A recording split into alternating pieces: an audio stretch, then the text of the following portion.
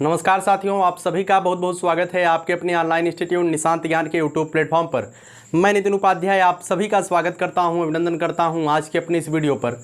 मित्रों, आज के वीडियो का टॉपिक ज़्यादातर जो गृहिणी छात्राएं हैं जो डीएलएड सेकंड सेमेस्टर में हैं, मैं लगातार जो है यूपी टेट के पर्यावरण से रिलेटेड मैं वीडियोज आपको देने का प्रयास कर रहा था और वर्तमान के समय में मैंने बताया कि मेरे पास समय का ज़्यादा अभाव है। इस वजह से हम लगातार अनवरत रूप से आपके लिए हम वीडियोज अवेलेबल नहीं करा पा रहे हैं। मेरा ये शौक़ है जो मैं ये काम करता हूँ, पूर्णतः शौक़ है। दिन भर में अगर मुझे मौका मिले तो मैं 10 के 10 वीडियो अपलोड कर सकता हूँ, लेकिन कुछ सामाजिक समस्याओं की वजह से हम इस समय पर कार्य करने में अक्षम हैं, जिस वजह से हम आपके लिए वीडियोज मुहैया नहीं करा पा रहे हैं। इसके लिए मुझे खेद है, लेकिन कुछ दिनों की बात है, उसके बाद फिर से हम आपके लिए उसी कड़ी में वीडियोज देना प्रारंभ कर देंगे। चाहे वो यूपी टेट का पर्यावरण का श्रृंखला हो, वो पूरा नहीं कर पा रहा हूँ, अभी उसमें 4-6-10 वीडियो और ऐड होगा।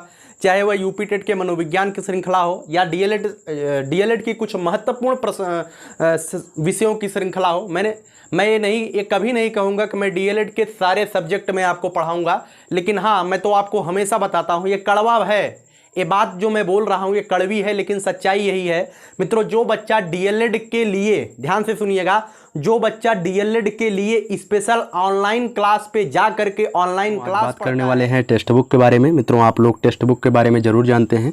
यहाँ पर जो है आप किसी भी परीक्षा की टेस्ट आप दे सकते हैं और इस पर आप टेस्ट दे करके आप अपने स्कोर को बढ़ा सकते हैं और आप अपनी परीक्षा में सफलता प्राप्त कर सकते हैं। मित्रों, वर्तमान के समय में निशांत ज्ञान की तरफ से एक बहुत ही महत्वपूर्ण ऑफर चल रहा है टेक्स्ट बुक पर। अगर आप जो है टेक्स्ट बुक पर 1 साल की वैलिडिटी लेना चाहते हैं, 520 से ज़्यादा एग्जामों का यहाँ पे प्रैक्टिस सेट आप ले सकते हैं, मॉक टेस्ट दे सकते हैं, तो आपको 399 रुपये पे करना पड़ता है। लेकिन आप जैसे ही एनजीएन कोड इस्तेमाल करेंगे तो आपको 360 रुपये में पड़ जाएगा। और आप लाइफ टाइम वैलिडिटी लेना चाहते हैं तो 599 रुपये आपको पे करना पड़ेगा, लेकिन आप जैसे ही एनजीएन कोड इस्तेमाल करेंगे तो आपको 540 रुपये में मिल जाएगा। 10% आप मिल जाएगा। आप इसका फ़ायदा ले सकते हैं, चाहे आप यूपी टेट की तैयारी करते हैं और चाहे आप सीटेट की तैयारी करते हैं और चाहे किसी भी परीक्षा की आप तैयारी कर रहे हो, तो आप ले सकते हैं टेक्स्ट बुक से जो है बिल्कुल अच्छी तरीके से, है ना। यहाँ पे जो है 38,000 से ज़्यादा जो है मॉक टेस्ट आपको अवेलेबल हैं, 550 से ज़्यादा एग्ज़ाम है और मैं आपको बता दूँ 13.5 लाख से ज़्यादा एक्टिव बच्चे यहाँ पे पेपर दे रहे हैं। तो आपको जो है परीक्षा के माहौल से भी परिचय मिलेगा, ठीक है। तो आप इस डिस्क्रिप्शन बॉक्स में एक लिंक दिया गया है, उस लिंक पर क्लिक करके आप जो है इस टेस्ट को परचेज कर सकते हैं। धन्यवाद। स्पेशल गुरु जी को ढूंढ रहा है यूट्यूब पर, आपको कड़वी जरूर लगे, लेकिन आप इस समय की प्रतियोगिता से बहुत दूर हैं, इस बात को आप स्वीकार करिए। इस बात को आप स्वीकार करिए। अगर आप डीएलएड के लिए ऑनलाइन गुरुजी ढूंढ रहे हैं, मेरा उद्देश्य कभी भी ये नहीं होता है हम किसी को डिमोटिवेट करें, लेकिन हाँ, सच्चाई यही है मित्रों। वर्तमान के समय में इतनी भयंकर बच्चे पढ़ाई कर रहे हैं, हम आपको क्या बताएं, है ना। और अगर आप डीएलएड की पढ़ाई के लिए इधर उधर भटक रहे हैं और पुस्तक को पढ़ करके मेच्योर होने के समय में आप इमेच्योर हो रहे हैं, आप उंगलियां घिस रहे हैं यूट्यूब पे, तो आप बहुत पीछे जा रहे हैं। हालांकि मैं भी एक यूट्यूबर हूं, मेरा भी उद्देश्य होता है कि हमारे भी वीडियो ज़्यादा से ज़्यादा चले, ज़्यादा से ज़्यादा बच्चों तक पहुंचे, लेकिन जब भी मैं शिक्षक धर्म का पालन करता हूं तो छात्रहित हमारे लिए सर्वमान्य होता है और सबसे प्रथम वरीयता पे मैं छात्रहित को रखता हूं। इसी वजह से हमारे मुख से ऐसी बातें प्रस्फुटित होती हैं। तो चलिए, आपके लिए मैं जितना भी, देखिए, एक अलग से जो है प्लेलिस्ट बना दिया जाएगा कि डीएलएड के डीएलएड सेकेंड सेमेस्टर क्लासेज, उसमें जो मुझे लगेगा इंपॉर्टेंट है, जैसे कि मैथ के 13 यूनिट आपके सामने है। मैं मैथ के 13 यूनिट आपको दिखाने वाला हूं। तो 13 यूनिट आपके सामने है, इसमें से जो मुझे लगेगा इंपॉर्टेंट है, जो मुझे लगेगा बहुत ही ज़्यादा इंपॉर्टेंट है, इसे जरूर से जरूर कराना चाहिए। मैं उस वीडियोज को, उस चैप्टर को जरूर करवाऊंगा। और भी जितने सारे सब्जेक्ट, जैसे इंग्लिश एक ऐसा सब्जेक्ट है, मुझे इंग्लिश बहुत बेहतरीन नहीं आती है, लेकिन हाँ, इतना जरूर आता है कि हम आपके लिए जो है डीएलएड सेकेंड सेमेस्टर को टारगेट करते हुए 4-6-10 वीडियो जरूर दे सकते हैं। वह भी मैं करने का प्रयास करूंगा, ठीक है। लेकिन इतना मैं जरूर कह दूं कि मैं हर एक वीडियो को नहीं दे पाऊंगा। मेरा उद्देश्य है यूपी टेट और यस टेट हुआ, सी टेट हुआ, इन सब चीज़ों पर वीडियोज बनाना। लेकिन हाँ, वर्तमान के समय के परिप्रेक्ष्य और यूट्यूब के एल्गोरिथम को देखते हुए मुझे यह काम करना पड़ता है और आपके लिए मैं ये काम कर रहा हूँ। चलिए इस वीडियो को शुरू करते हैं। इसमें मैं आपको बताने वाला हूं यूपी डीएलएड के सेकेंड सेमेस्टर के आपके जितने भी सिलेबस हैं, मैथ का सिलेबस आपके सामने मैं डिस्कस करने वाला हूं कि कितना आसान है। काफ़ी बच्चे जो विशेषकर अब मैं महिलाओं की बात कर देता हूं, छात्राओं की बात कर देता हूं, तो कुछ छात्राएं नाराज हो जाती हैं। आपको नाराज होने की आवश्यकता नहीं है। जिनका गणितीय पृष्ठभूमि नहीं है, चाहे वो छात्र हो, चाहे वो छात्राएं हैं, चाहे वो मातृशक्ति हो, जिनका गणितीय पृष्ठभूमि नहीं है उनके लिए गणित थोड़ा सा कठिन जरूर लगता है। मैं विशेष करके बात कर देता हूं जब मातृशक्ति महिलाओं की, तो वो लोग कहते हैं कि हमें आप टारगेट करके बोल रहे हैं। ऐसा मेरा कोई उद्देश्य नहीं होता है, ना ही कोई नजरिया होता है कि मैं किसी को कमजोर कहूं। कोई भी व्यक्ति कमजोर नहीं होता है, सबके पास वही दिमाग होता है। आप अपने आप में परिपूर्ण है, परिपक्व है, आपको केवल अपने आप को निखारने की आवश्यकता है। चलिए बात करते हैं इकाई 1 की। इसमें है 3 अंकों का लासा मासा। आपने जो है लासा मासा जरूर पढ़ा है प्रथम सेमेस्टर में। उसी में अब जो है मतलब कि भाग विधि और गुणन विधि से जो है लासा मासा आपको निकालना है बिल्कुल अच्छी तरीके से। मैं इसे क्लियर कराऊंगा। दूसरा है बीजीय व्यंजकों का जोड़ घटाव व गुणा भाग। बीजीय व्यंजकों का जोड़ घटाव गुणा भाग जो गणितीय पृष्ठभूमि से उनके लिए कुछ नहीं है। जो गणितीय पृष्ठभूमि से नहीं है, निशांत ज्ञान उनके लिए जरूर खड़ा मिलेगा, इस बात को ध्यान रखिएगा। गुणा भाग है, जोड़ घटाव है बीजीय व्यंजकों का जो एक्स वाई का गुणा भाग होता है। इकाई 3 की बात की जाए मित्रों, प्राकृतिक संख्या, पूर्ण संख्या, पूर्णांक संख्या, परिमेय संख्या, अपरिमेय संख्या, अर्थात यूं कहें तो संख्याओं का जो वर्गीकरण होता है विशेष करके आपको यहां पे पढ़ना है। ठीक है। इकाई 4 की बात करें मित्रों, पूर्ण संख्याओं का जोड़ घटाव व गुणा भाग के प्रगुण। मित्रों यहां पे ध्यान रखिएगा, एक शब्द यहां पे लिखा गया है पूर्ण संख्याओं का जोड़ घटाव गुणा भाग के प्रगुण। प्रगुण का मतलब क्या होता है, उसके नियम आपको पढ़ने हैं। जैसे जोड़ का साहचर्य, गुणा का साहचर्य नियम क्या होता है, इस तरीके के जो नियम होते हैं। साहचर्य नियम हुआ, आपने एकाकी नियम पढ़ा होगा। तो इस तरीके के जो नियम होते हैं जोड़ घटाव गुणा भाग में, तो ढेर सारे नियम आपको जो है इस पूर्ण संख्याओं का जोड़ घटाव गुणा भाग के प्रगुण में देखने को आपको मिलेंगे, है ना। इस बात को ध्यान रखिएगा।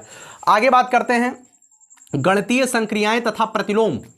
ध्यान रखिएगा, इकाई 5 में गणितीय संक्रियाएं। इसमें क्या है, इसमें आपको जो है संख्या रेखा पर संख्याओं को प्रदर्शित करते हुए गुणा भाग जोड़ घटाव करना है। वह भी चीजें मैं आपको सिखाऊंगा। ठीक है, आपने ये चीजें ध्यान से सुनिएगा। अगर कोई बच्चा कहे कि डीएलएड के सेकंड सेमेस्टर का मैथ किस बुक में मिल सकता है, तो मैं आपको विशेष करके बता दूं, कक्षा 7वीं का जो अंक गणित है जो परिषदीय विद्यालयों में चलता है, कक्षा 7वीं का अंक गणित पूरा का पूरा डीएलएड सेकंड सेमेस्टर में विद्यमान है।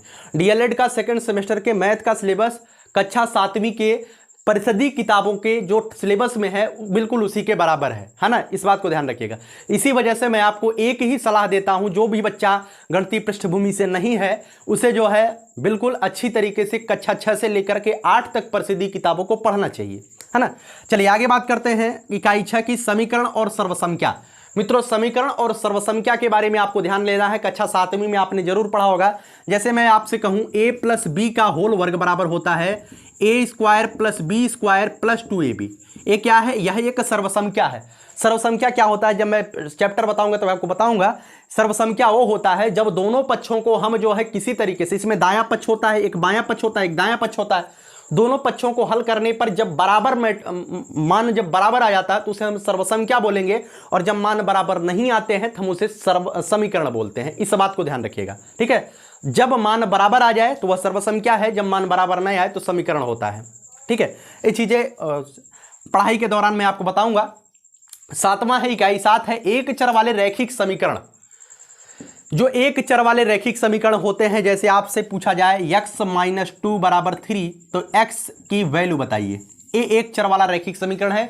इसमें आपसे जो है लैंग्वेज वाले भी क्वेश्चन बनते हैं, बहुत ही बेसिक क्वेश्चन बनते हैं, तो आपको जरूर बताऊंगा, है ना। एक बच्चा पूछ रहा था कि यूपी टेट में किस लेवल की गणित आती है। मैं आपको बता दूं मित्रों, यूपी टेट का गणित आपको क्लियर बता देना चाहूंगा। कक्षा मतलब कि प्रथम सेमेस्टर से लेकर के चतुर्थ सेमेस्टर तक अगर आपने गणित को बेहतरीन तरीके से पढ़ा है, गणित को सीखने का प्रयास किया है, चाहे आपका गणितीय पृष्ठभूमि है या नहीं है, लेकिन आपने गणित को सीखने का प्रयास किया है, तो मैं इतना दावे के साथ कह सकता हूं कि निश्चित रूप से आप जब भी टीईटी की परीक्षा में बैठेंगे तो आप 20-22 क्वेश्चन तो आराम से कर ले जाएंगे, चाहे आपकी गणितीय पृष्ठभूमि हो या ना हो। अगर आपकी थोड़ी सी भी गणितीय पृष्ठभूमि हो तो 25 के ऊपर आप आसानी से कर पाएंगे, इस बात का भी मैं दावा करता हूं। ठीक है, चलिए आगे बात करते हैं इकाई 8 की, तो व्यंजकों का गुणनफल व सर्वसंख्याएं। इसमें आपको व्यंजकों का गुणनफल ज्ञात करना है। जैसे a + b का होल वर्ग बराबर होता है ए प्लस बी गुणे ए प्लस बी। अब इसी को आपको जो है हल करना है, हल करने पर यही आएगा a square plus b square plus 2ab। यही है व्यंजकों का गुणनफल एवं सर्वसंख्याएं। ये तीनों चीज़ें लगभग लगभग एक ही हैं। अगर मतलब कि मुझे मौका मिलेगा पढ़ाने के लिए तो बहुत ही बेहतरीन तरीके से 2 वीडियो में समेट दूंगा। आगे बात करता हूँ इकाई 9 की।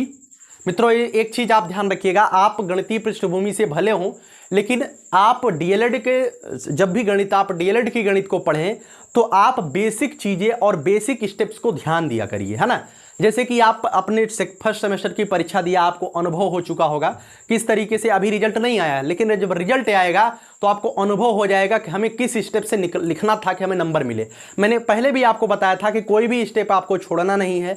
आपको गणित कितनी आती है वहाँ पे गणित का प्रदर्शन आपको नहीं करना है, वहाँ पे इस तरीके से लिखना होता है कि आप जो है किस तरीके से प्रशिक्षण प्राप्त कर रहे हैं, क्योंकि आपको नहीं पढ़ाया जा रहा है, आप किस तरीके से बच्चों को पढ़ाए आप किस तरीके से बच्चों को पढ़ाएंगे यह आपको सिखाया जा रहा है। तो आपको परीक्षा में प्रदर्शन उसी अनुरूप करना होता है, ठीक है। तो आपको शॉर्ट ट्रिक वगैरह नहीं इस्तेमाल करनी चाहिए। बाकी आप लोग परीक्षा दे चुके हैं, रिजल्ट आएगा तो आपके सामने खुद सारी चीजें स्पष्ट हो जाएंगी। इकाई 9 की बात करें, क्षेत्रफल, आयतन और धारिता की अवधारणा के बारे में, बेसिक कॉन्सेप्ट के बारे में आपको ध्यान रखना है।